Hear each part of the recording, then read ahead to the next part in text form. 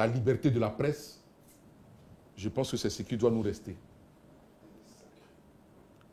Si les journalistes ne peuvent pas dénoncer des choses en Côte d'Ivoire, alors je ne sais pas où est-ce qu'on va. Il est important donc que nous puissions dénoncer ce fait. Nous allons faire appel de la décision. Et en appel, j'ose espérer que le droit sera dit. Et je déplore cela. Mais j'ai eu quand même une rencontre avec mes clients qui m'ont décrit tout ce qui s'est passé au niveau de la gendarmerie d'abord, et puis ensuite au palais. Il semble, premièrement, qu'il n'y ait pas de plainte dans le dossier, ce qui m'étonne. Ce qui m'étonne. Parce qu'en pareil cas, en pareille situation, on parle de diffamation de membres de gouvernement, des ministres. Mais il est important que le membre du gouvernement porte plainte. Il n'y a pas de plainte. Je leur ai demandé en tout cas, si on leur avait lu une plainte, ils m'ont dit aucune plainte. Qu'on leur reproche simplement un article. Dans la matière, la loi sur la presse, la loi qui a été votée le 27 décembre 2017, cette loi est très claire.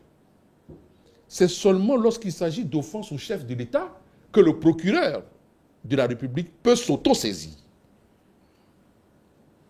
C'est le seul cas.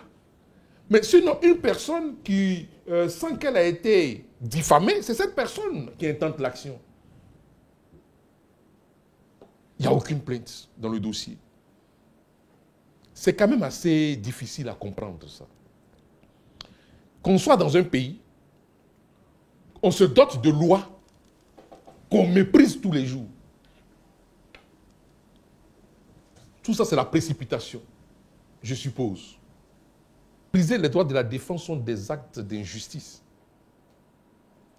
C'est très important. Et vous savez, je suis dans des procès quand même. Je vais vous dire, je suis le conseil de M. Mangwa, Saraka Jacques, président du conseil régional de Bouaké, de Béké. J'ai vu des choses que M. Mangwa ait appris qu'il y a des munitions dans son domicile, qu'il ait signalé cela au préfet de Bouaké et au commandant de brigade de Bodokro, lui-même, et qu'il appelle pour porter plainte contre ces personnes qui ont déposé des munitions chez lui, et que quelque temps après, renversement de situation, la victime soit en prison jusqu'aujourd'hui, ça c'est un que je peux citer. De deux, M. Blé Goudé Charles, qui a été condamné le 31 décembre 2019 par contumace, alors que M. Blé Goudé, c'est connu de tous, même de l'enfant, j'ai envie de dire, qui vient de naître. M. Blé Goudé est à la Cour pénale internationale. Comment des acteurs du corps judiciaire peuvent décider de juger M. Blé Goudé dans ces conditions, par contumace, là où la loi prévoit que l'accusé sans excuse valable peut être jugé par contumace? On a renvoyé M. Blé Goudé à la Cour pénale internationale. Il s'y trouve, on le juge ici. Vous ne pensez pas que c'est un acte d'injustice? Avec M. Mangwa, ça fait deux, pour ne citer que ceux-là. Et les anonymes. Et la situation que nous venons de vivre hier. Alors je dis, continuons de poser des actes d'injustice, nous allons l'assumer. Parce que les actes d'injustice provoquent des ressentiments. Hier, le prétexte fondé ou non de la rébellion armée, c'était l'injustice, nous avons donc dit. N'est-ce pas? Mais les mêmes causes produisent les mêmes effets. On n'a pas besoin de le souhaiter. Mais il semble que ce soit l'état de la nature. Alors, lorsque vous me dites que je l'ai dit, oui, effectivement, je l'ai dit. Et ça ne me fait pas plaisir de le dire. Lorsque je suis à la Cour pénale internationale et que j'ai fini de présenter le cas de M. Blé Goudé et que je sors et qu'il y a un juge qui m'approche pour me dire, mais vous êtes sérieux avec ce que vous venez de dire là, qu'on a pu juger M. Blé Goudé dans votre pays alors qu'il était ici, par contumace? Vous êtes sérieux? Et puis je lui montre la décision. Et il remue la tête et il s'en va. Je pense que il faut qu'on soit un peu sérieux. Il faut qu'on arrive à avoir une haute estime de la justice. La justice, ce n'est pas n'importe quoi. On parle du pouvoir judiciaire. On parle du troisième pouvoir. On ne peut pas s'amuser avec ça. Donc, je l'assume. Je dis, multiplions les actes d'injustice. Nous allons l'assumer. Et ça, je n'invente rien. Les mêmes causes produisent les mêmes effets.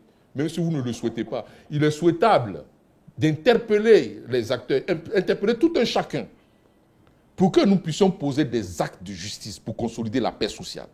Mais la multiplication des actes d'injustice, regardez vous-même. Parce que, vous voyez, on ne souhaite pas des choses dans son pays. Nous avons tous vu ici un monsieur connu de tous, parce que un corps social, religieux, des catholiques, avait décidé de marcher. Au vu et au su de tout le monde, il a fait une vidéo. Il a menacé ouvertement les catholiques. On a vu des enfants faire des vidéos pour dire que si les catholiques marchaient, ils allaient verser leur sang. Gravité des propos. Ces personnes sont où? Eux, on ne les trouve pas. Cette personne connue de tous, on sait où cette personne veut, où trouver cette personne. Mais jusqu'à présent, la personne est dans la nature. Vous trouvez ça normal? On n'est pas procureur d'un clan lorsqu'on est dans un pays démocratique.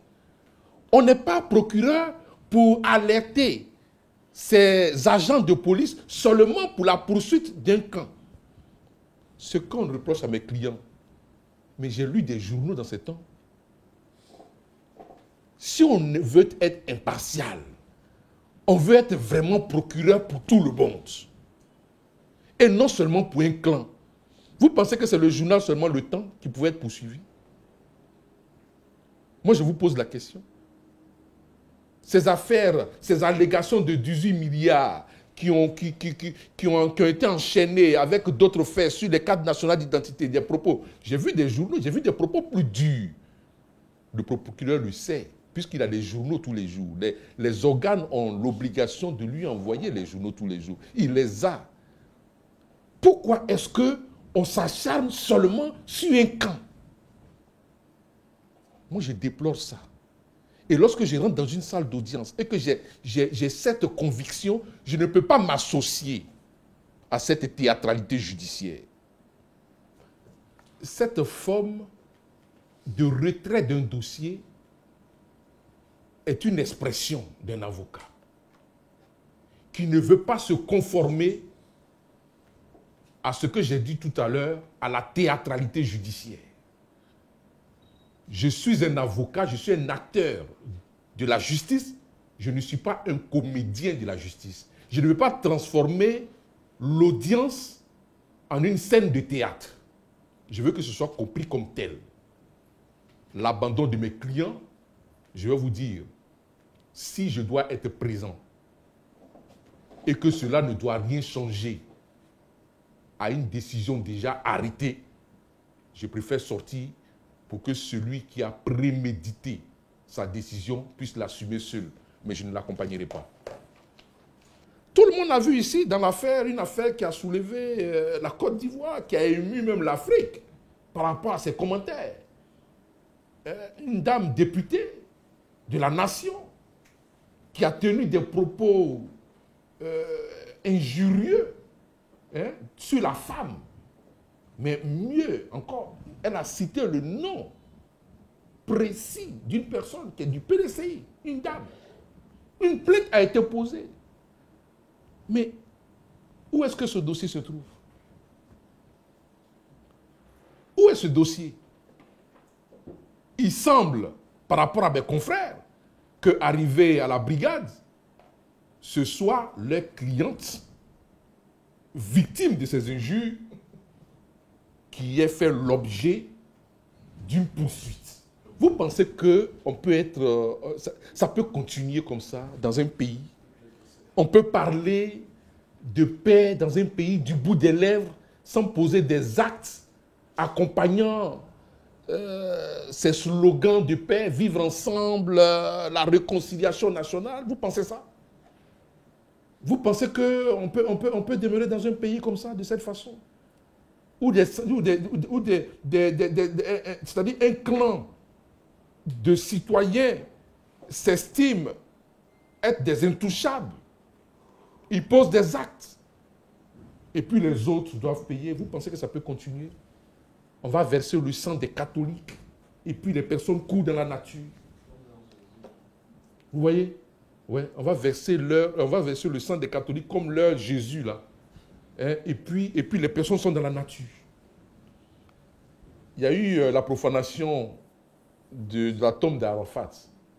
On a retrouvé la personne en moins de 24 heures, en moins de 48 heures. Et des personnes connues, des personnes publiques, ont fait semblant de porter plainte contre ces personnes, des avis de recherche, pour contenter le peuple. Et puis on a assis là dans son bureau calmement. Vous pensez que ça peut continuer? Moi, je dénonce. Et je dénoncerai. Parce que je n'ai pas d'argent, je n'ai pas d'immeuble en Côte d'Ivoire. Je n'ai pas d'argent à l'extérieur de la Côte d'Ivoire pour y envoyer mes enfants et mon épouse. Ce que beaucoup d'entre eux ont pu faire et peuvent faire. Nous allons vivre en Côte d'Ivoire, nous allons rester en Côte d'Ivoire. Nous voulons un pays en paix. C'est pourquoi les actes de provocation, les actes d'injustice, je vais les dénoncer. Et je continuerai de les dénoncer.